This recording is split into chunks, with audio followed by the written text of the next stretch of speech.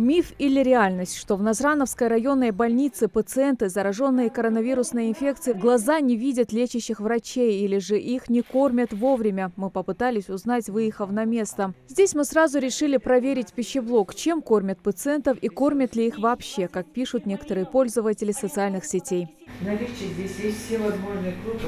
Если они возмущаются тем, что эти каши дают, то у нас по справочнику, по диетологии у нас предусмотрено, чтобы утром и вечером, чтобы эти больные получали эти каши.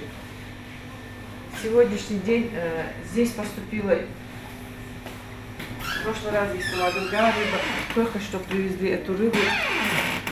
Это, по-моему, если я не ошибаюсь, мешать. Естественно, у нас в неделю 2 раза дается рыба. Здесь это стоит молоко. В соцсетях везде эти ролики есть, что эти крупы есть, что это масло есть, что это кисель есть, что есть здесь все необходимое, что есть это одноразовая посуда, что есть все. По указанию главы республики мы подключили в меню фрукты. Действительно, крупы, молоко, овощи, фрукты и мясо. На складах есть все, что необходимо. Но мы все же решили заглянуть в пищеблок. Как раз и время обеда подошло. Его вовремя, вказанный в графе кормления час, разнесли по палатам больницы. Здесь было первое, второе и компот. Следует подчеркнуть, что раскладывают еду в период пандемии только в одноразовую посуду.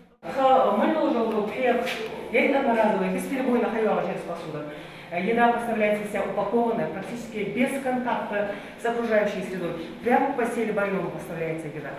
Еще одна проблема – это передачи, которые приносят родные пациентам больницы. Для того, чтобы передать вот этот огромный пакет, который простому врачу и поднять-то тяжело, необходимо пройти целую процедуру, потому и возникает проблема с доставкой их вовремя до палаты. Прием передач именно сумок от родственников для пациентов у нас есть для этого ограниченное время, то есть определенное время. Это с 12 часов до 4 часов дня. Вот. В любое время получить сумку, конечно, пациент не сможет, то есть свою передачу он получить не сможет, потому что у нас ограниченное время. То есть сумки в любое время передать нет возможности в отделение. Почему? Потому что у нас есть определенно сформированные свои бригады. Доступа в отделение, да, в любое время суток, даже вот у медперсонала у нас доступа в отделение нет. Шлюзы закрываются. Инфицированные отделения, они закрыты. То есть определенное время открываются шлюзы, в это время передаются эти сумки в отделение. Вы поймите, что сумок очень много. Допустим, к одному пациенту приходят разные родственники. Вы понимаете, да, наш ингушский менталитет, как мы ходим к своим родственникам в больницу. Да? То есть это несколько сумок, один родственник, несколько сумок, другой родственник. И реально существует проблема передать эти сумки в отделение. Если с едой и передачей продуктов все прояснилось, то остается открытым вопрос, что пациентам не уделяют должного внимания. Нам предоставили кадры с выписавшимся после лечения мужчиной. На вопрос, как за ним смотрели и в каком состоянии он поступил в больницу, человек этот ответил следующее. Состояние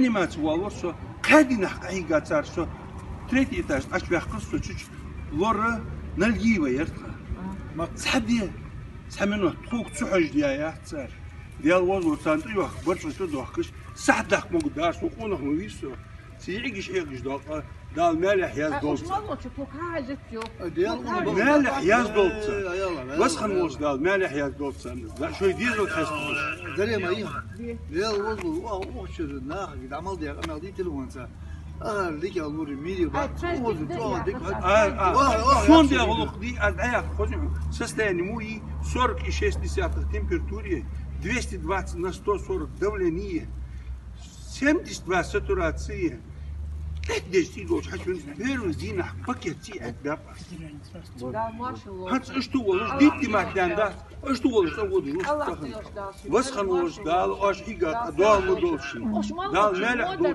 И даже несмотря на этот живой отзыв, мы сами попытались найти и связаться с другим пациентом, который заразился коронавирусной инфекцией и лежит в настоящий момент в Назрановской районной больнице. Вот как он прокомментировал ситуацию с вниманием врачей к больным.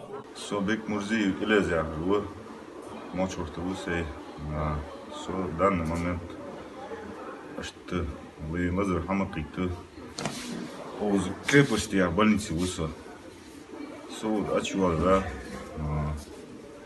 Еще ходит, да. Цатцы, цеты сижу был лазера. Цатцы, лазер, да, тягаж был. Суд сейс был тешится, цатцы, момент шадай сон. Была, и лазер должен муды. Со, тхаерик семья ачуал, аю в больнице. Цаш тдал, хатира, вот такое. Дал эндали, дигдер ходуа, отец ездок. Мог жевать шул. То боля, да. Вах кора щит отцу. Слабо кора.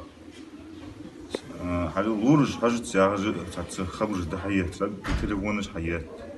Интернет язу. По крайней мере, тхук от отделения. Не то, что именно тхук. У этого лурж мабуз. Сахалц. Тахан сосей вашта да дуач да хамда азрая шел. Емалю уже хамта иха аляха за херриги парицидеш бунца. Хатер аукцаря. Сант иох уже хамашт. Со хейфиш хамажус. Уз могу дае. Валлахи тагна мог яхти арбак мудат. Стрейгер на в Москве. Самохар именно целозрас, а дик холя, саплаквилиня мохажер.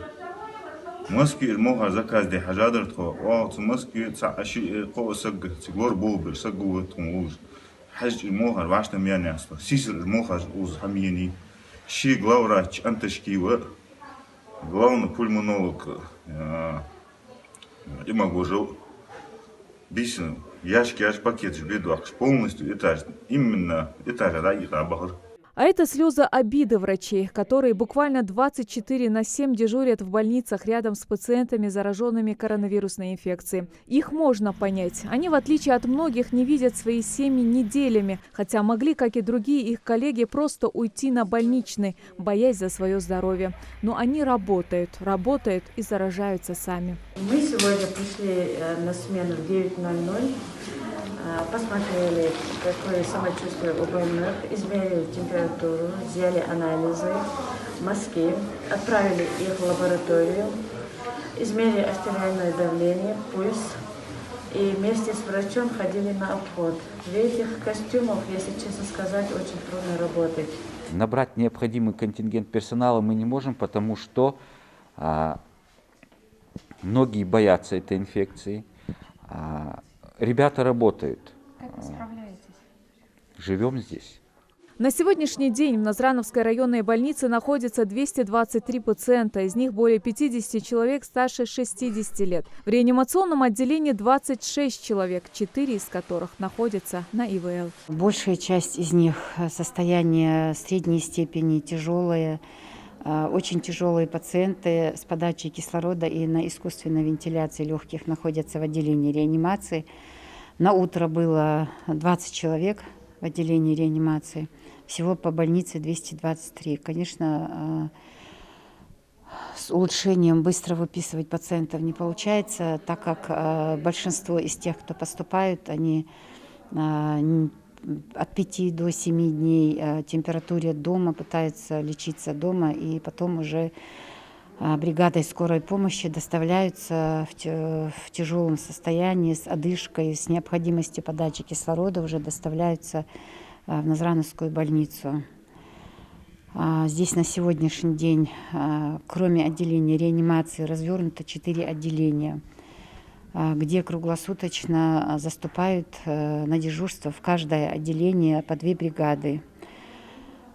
Заходят врачи, медсестры. Есть, конечно, проблема с младшим медперсоналом, которые будут ухаживать за пациентами, там, оказывать им какую-то помощь, покормить, посмотреть за ними. Практически в ежедневном режиме я работаю с главой республики. Я докладываю вернее, он интересуется состоянием больных, интересуется наличием медикаментов и также каждый день интересуется этим питанием, как мы их кормим. Я об этом докладываю. У меня есть его личный телефон, мы постоянно на связи, и он меня попросил, если я в чем-то буду нуждаться, что мне не нужно говорить никому, лично могу позвонить и сказать о своих проблемах.